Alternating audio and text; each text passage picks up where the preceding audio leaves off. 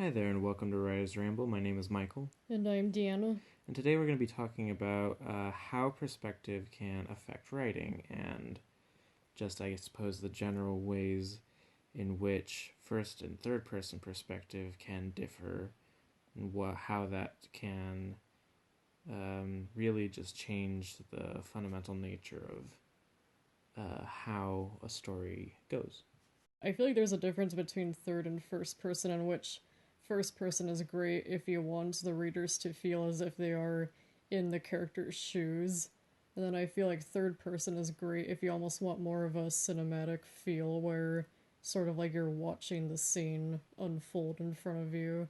And when I was younger, I used to prefer third person, but over time I eventually switched to first person, and I was about 8 or 9 when I started reading Goosebumps, and I wasn't really a huge reader at that time, but R.L. Stein did something that kind of fascinated me at that time, in which he was writing in first person, which I hadn't even considered before. So, if I'm to understand you correctly, that was the first book you ever read that was in first person? No, really, it was. Because, like, Goosebumps. because most, if you think about it, I think most children's stories are in third person, I feel like.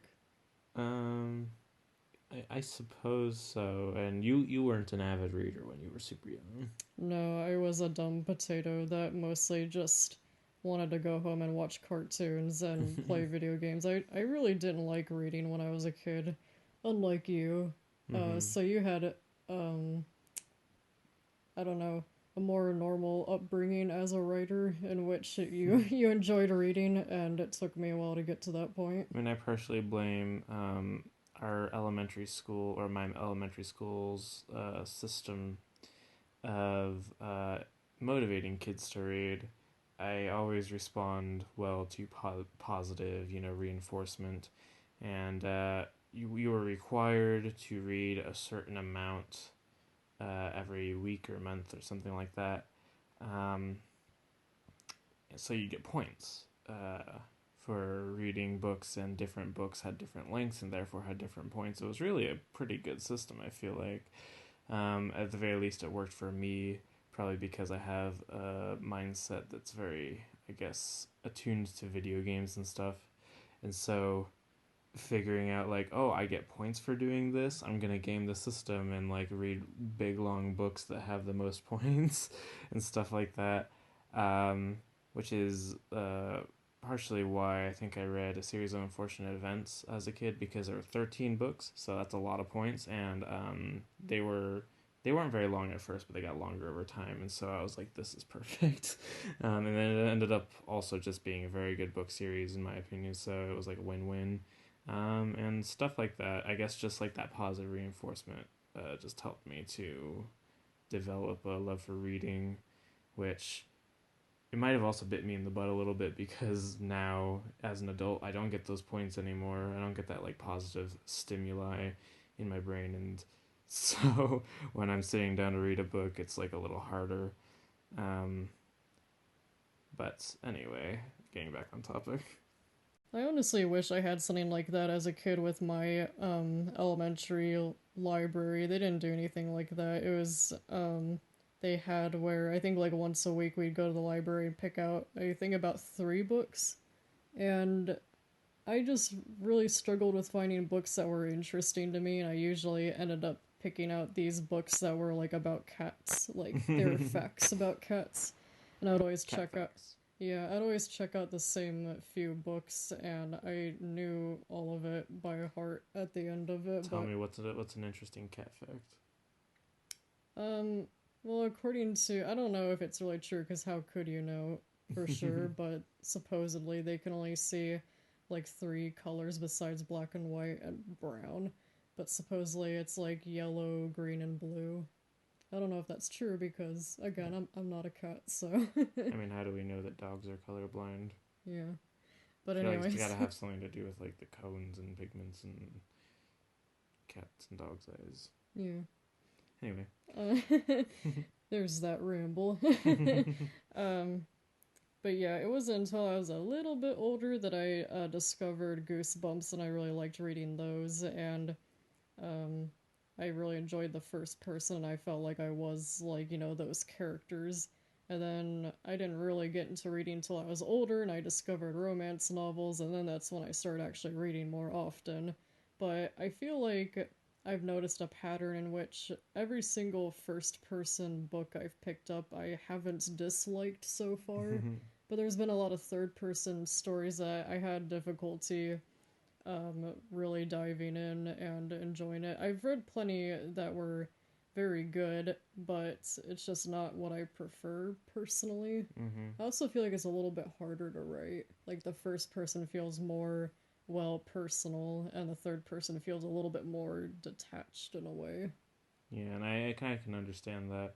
Not trying to ramble too much here, but I do feel like I want to acknowledge. So you liked Goosebumps as a kid, but and the audience doesn't know this, but you don't like horror movies. Yeah, I don't. Well, like with What's I mean, I know Goosebumps is for kids, but yeah, like what's the inherent difference there that you were willing to read a horror quote unquote book and not a horror movie? I don't really think there was ever anything scary about I mean, they're Goosebumps. supposed to be scary, at least a little bit, you know? They felt more cheesy, kind of like meant to be kind of silly. Kind of like if you look at the Haunted Mansion at Disneyland, it's more meant to be lighthearted. And I mean, like, they have that spooky factor, but it's really only scary to, like, real teeny tiny, like, Mm-hmm. Yeah, infants on the ride. yeah. But, like, if you're older than that, it's nothing really scary. And I also like the Haunted Mansion, probably because it's more, well, like I said, lighthearted, Mm-hmm. family friendly, but with Goosebumps, even when I was reading it at the time, I thought some of the stuff was kind of hokey and kind of silly, but I just liked the characters in it for the most part. And I felt like, and some of the little twists and stuff were interesting too. There's a few that I can remember, but I don't remember the names of them. But where I just remember there was a character where you find out at the end that they were actually like dead this whole time, like that they died in a house fire. that that whole plot twist that nothing else has ever done in horror ever. Yeah, but at the time, it was like, whoa. Mind blown. It's like, I have never read anything like this before. Well, I mean, hell, I'd hardly read anything before that. Yeah. As for what I think I'd say about first person versus third person. I definitely prefer third person, and I suppose it's because it's got a more cinematic feel. I feel like you can really, um, I guess, in a way, take a step back and view. You can, like, explain what the scene looks like, and you can explain what the characters look like, and kind of where they're standing, maybe, and uh, and you can have dialogue. And I feel like it's easier to switch between what characters are saying in dialogue, and have it flow in a way that is, I guess, quicker and more um, like as if it were in real time, it feels like. And then in first person, I feel like oftentimes the reason you do first person is so it's more personal. And so then everything is through the lens of the main character, and what they don't see, you don't see, and what they hear, they're hearing through their own, like, I suppose, internal monologue lens and stuff like that. And so they'll always have reactions and stuff. And I feel like maybe if you're just wanting to have the dialogue and the characters kind of speak for themselves and have the reader kind of interpret in what way that they want to, how to feel about the situation. You don't have to necessarily insert how the audience should feel. You can just kind of indicate that, and it can keep the scene moving along at a quicker pace. But then, like, if it's in first person, all of a sudden you're privy to all sorts of inner thoughts and feelings and monologues and all that. And that's not necessarily bad. Again, it can make you feel a lot more attached to probably the main character. But it can have its drawbacks in that if you're too narrow, too focused on one particular thing, other things can maybe get uh, lost, like out of sight in a way. Um, but again, I feel like first person definitely serves its purpose very well. And I also feel like first person, it's most appealing, I feel like, especially in romance genres, because it's all about feelings and it's meant to feel, I guess, more personal. So I feel like romance stories probably thrive the most if it's written in first person. And maybe that's why I really like first person, and also maybe because I'm a girl, and girls a lot of times tend to be uh, more nurturing, and so we're very attuned to feelings. Mm-hmm. So that's probably why it's appealing to me. I guess I'm very stereotypical in that sense, Mm-hmm. but like I said, like I've read third person stories that I enjoyed, and uh, I almost feel like, and this is my personal opinion, but I feel like I know a third person story is written well if I forget that it's in third person, and and I still feel like I'm in the main character's shoes, but I've noticed it is harder for me to feel that way with third person, and then with first person for whatever reason. It could even be a rather um, despicable main character, but I'll still end up enjoying it because I'm getting inside their head and understanding how and why they tick the way that they do. Like Holden Caulfield or something from Catcher in the That's a great example. Rye. um, because he has a lot of problems, but uh, I can understand where he's coming from with a lot of things. Again, not that I agree with all of his thoughts and feelings, but I can at least understand why he thinks the way he does because I spend the whole book in his head, and it ended up being one of my top probably three favorite stories. I remember we read that. I think it was like maybe sophomore year, and I was kind of skeptical of it until I actually started reading it, and he had such a colorful voice. Colorful in more ways than one. Yeah. he liked the swears.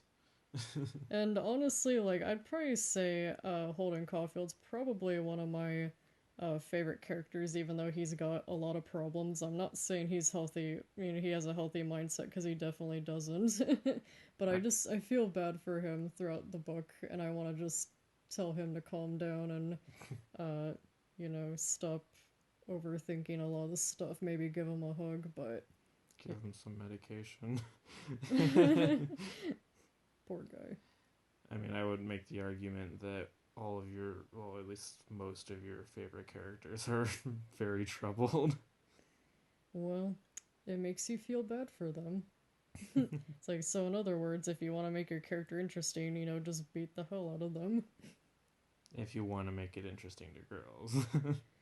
Uh, I mean, guys too, but I feel like girls more so because, in general, speaking generally, girls tend to have a more nurturing nature, and so they'd respond to the pain more, be like, oh, I want to take care of them. yeah. Yeah. Um, I had a thought a second ago.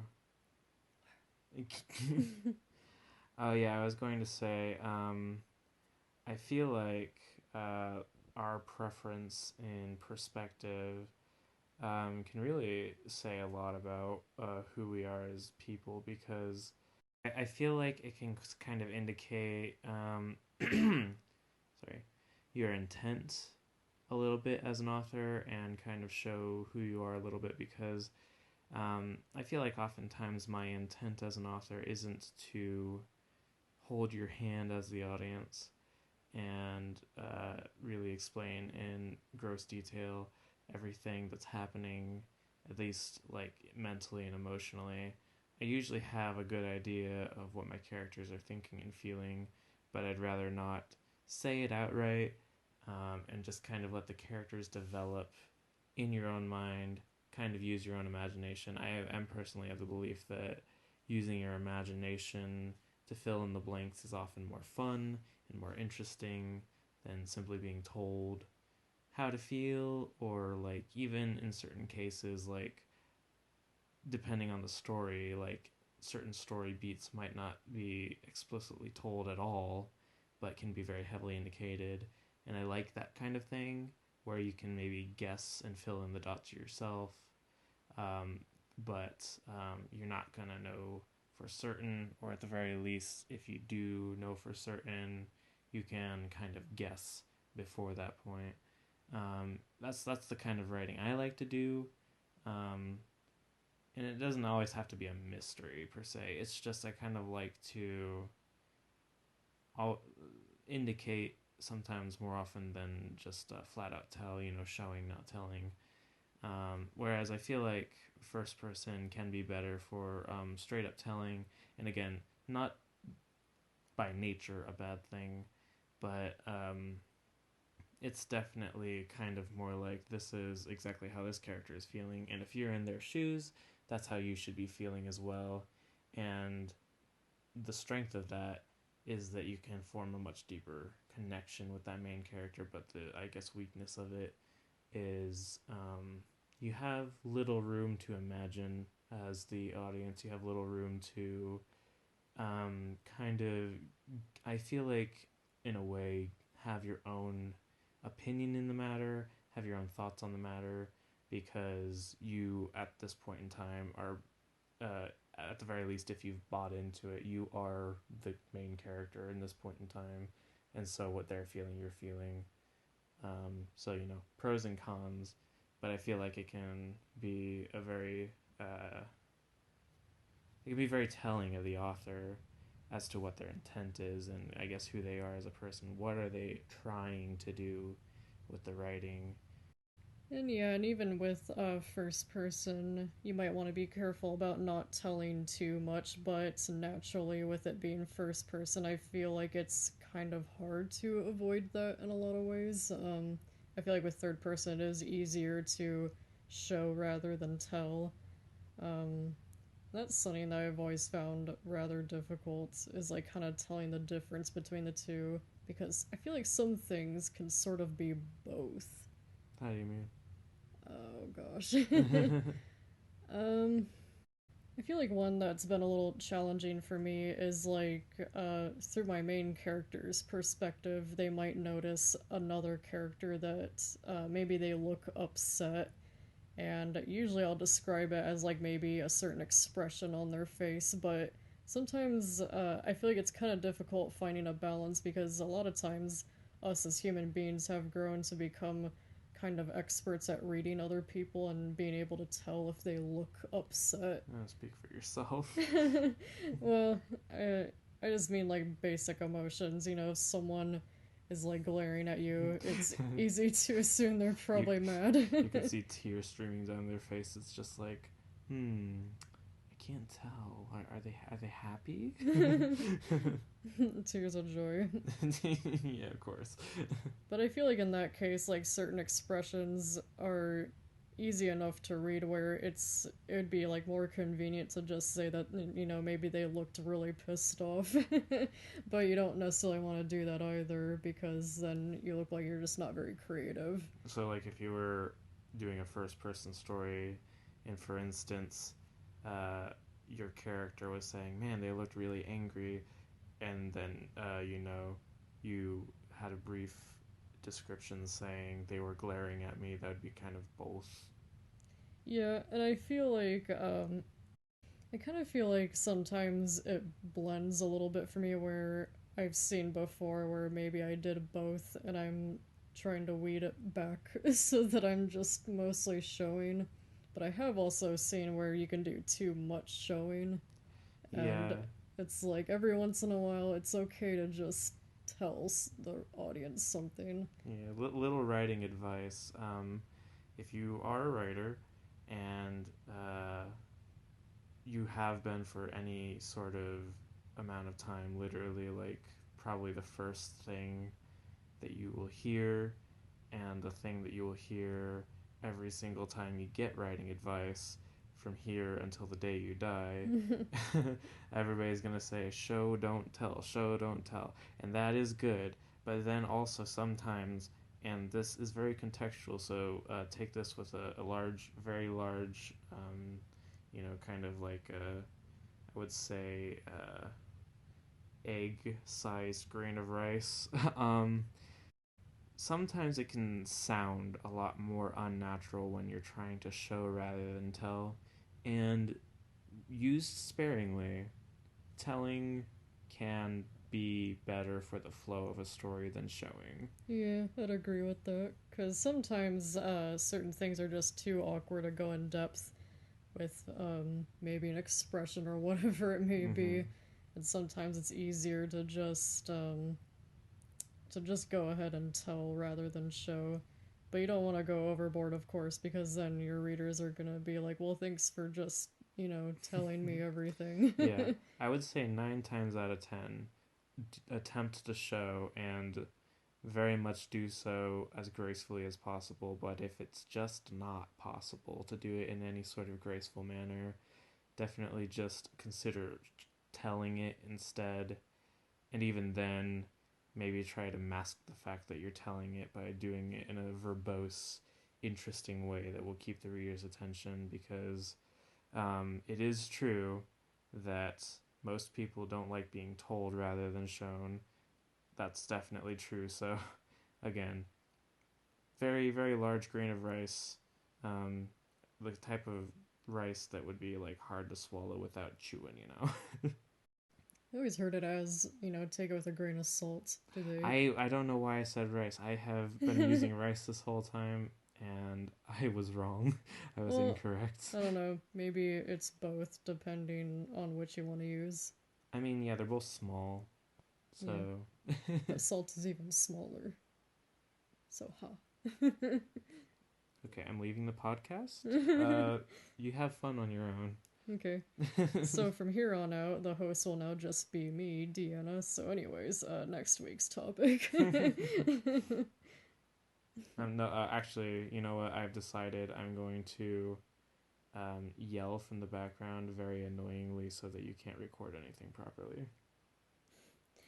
After a while, I'm just like, oh yeah, that's Michael screaming again. Just ignore him like always. Anyways, lovely. Thank you.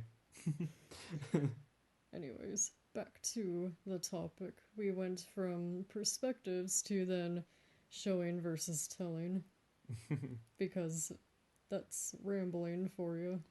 That's the brand, baby. um, but yeah, and then there's also certain other problems that come with perspective. I feel like I can talk about the problems of third person perspective better than you could because I tend to write in that more often than not.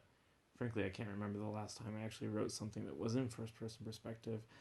It's been a couple of years, at the very least. Loser. um, but I mean, certain things that can be problematic with third person perspective are things that would kind of make sense.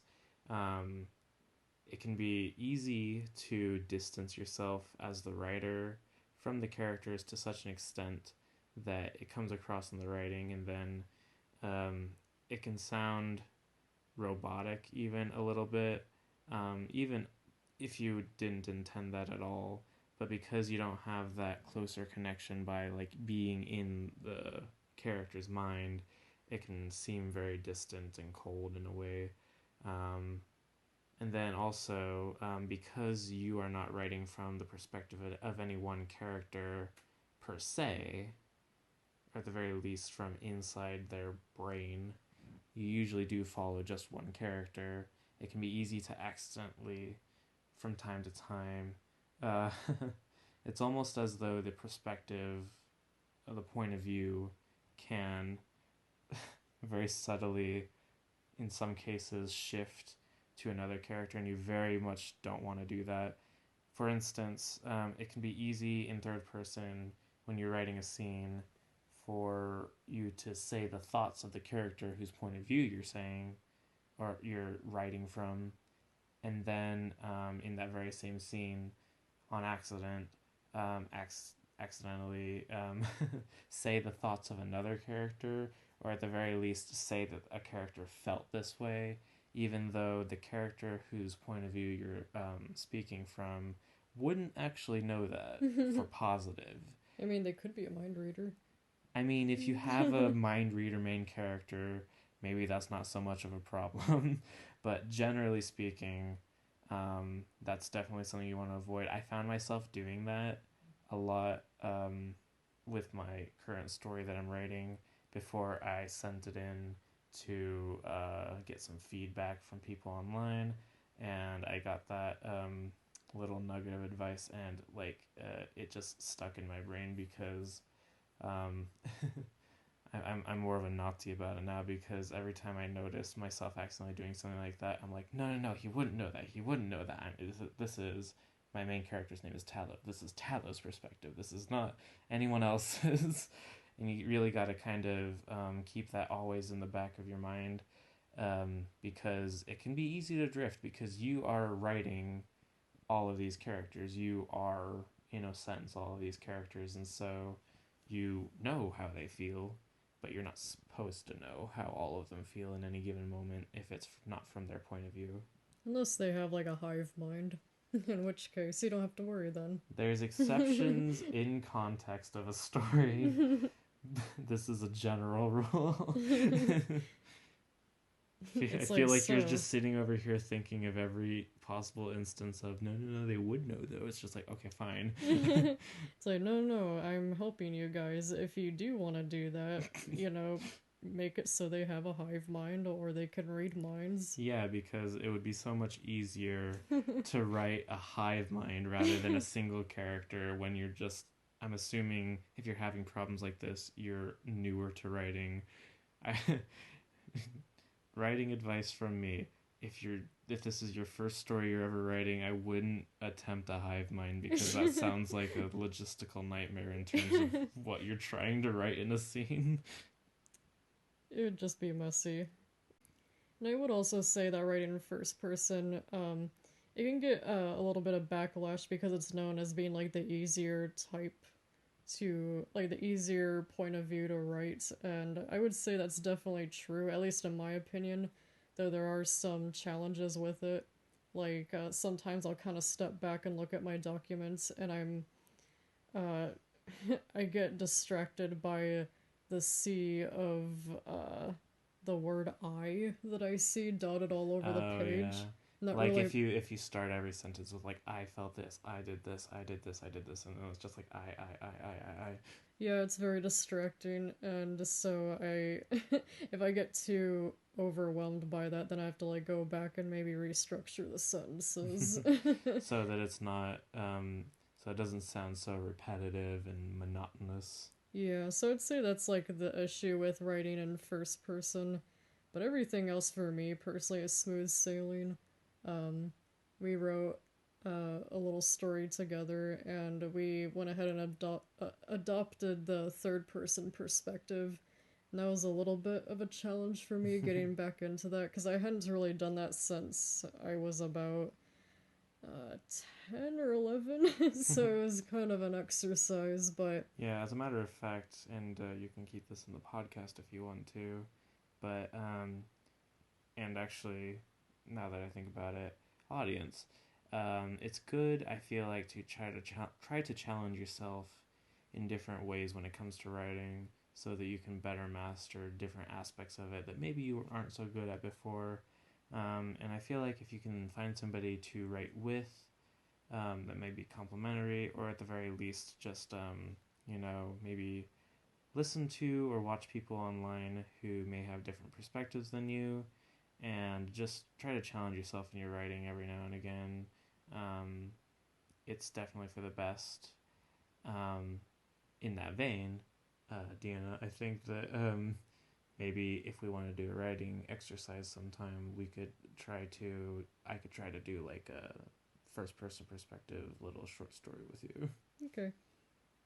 And then Yes. yeah, we like to challenge each other with different writing styles that we're not used to, and for instance, just the other day we did a little writing exercise where she attempted to write a humorous scene, which she's not the best at, in which I don't know if I'm a comedy writer myself, but I feel like I'm definitely more comfortable in that. And so we just sat back and opened up a document, and you needn't worry about all the details, but just try to sit back and make something funny, or if you have if you have a problem being too lighthearted, try to sit back and write something serious and not like necessarily um, facetiously, but genuinely. Facetiously. Facetiously. um, yeah, I'm really not used to writing comedy. I guess I'm more of a serious type of writer. I feel like if I have humor in my story, it's more like something sarcastic was said or something like that. But I don't really. It's like I don't know how to throw in jokes into my story, so our writing exercise was very random and obnoxious. And I don't think I actually accomplished actually telling a joke in it. It was just kind of a big mess, but maybe another time we could try that again. Even if you don't necessarily do too well, it's always good to exercise, though. Um, next time you might do better. Yeah. One other time you challenged me to write something that was more fantasy esque, and instead it ended up being sci fi. So I failed that one And too. I mean, you tried to make me write angst one time, and I accidentally It was did horrible. I did a very funny parody of angst. I think I actually ended up crying because I was laughing so hard.